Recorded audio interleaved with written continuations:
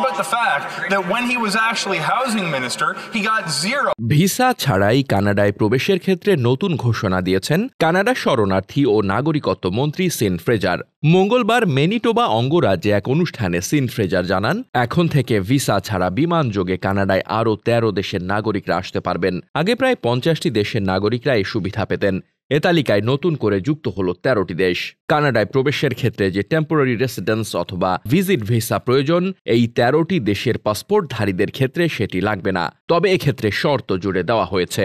দেশগুলো হল Philippines, Morocco, Panama, Antigua and Barbuda, Saint Kitts and Nevis, Saint Lucia, Saint Vincent and Grenadines, Trinidad and Tobago, Argentina, Costa Rica, Uruguay, Seychelles এবং Thailand.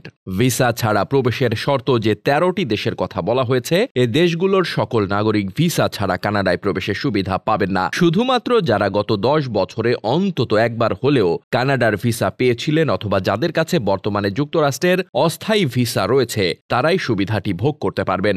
মন্ত্রী scene Fraser জানিয়েছেন, visa প্রক্রিয়া সহজলভ্য ও দ্রুত করতে দেশগুলোর নাগরিকদের এ সুবিধা দেওয়া হয়েছে। এর আগে ২০১৭ সালে ব্রাজিলেও এ ধরনের একটি পাইলট প্রকল্প হাতে নেওয়া হয়েছিল, যেটির ফলাফল ছিল ইতিবাচক। কানাডায় বর্তমানে ৫০টিরও বেশি দেশের মানুষ ভিসা ছাড়া প্রবেশের সুযোগ পান। তাদের বিমানযোগে কানাডায় আসতে হয়, তবে দেশটিতে প্রবেশের আগে ইলেকট্রনিক ট্রাভেল অথরাইজেশন নিতে হয়। এই ইটিএ নিয়ে যারা কানাডায় আসেন, তারা দেশটিতে ৬ মাসেরও বেশি সময় অবস্থান করতে পারেন। তবে ইটিএ দিয়ে কানাডায় কেউ কোনো কাজ করতে পারেন না, শুধুমাত্র ঘোরাঘুরির ক্ষেত্রেই এটি প্রযোজ্য।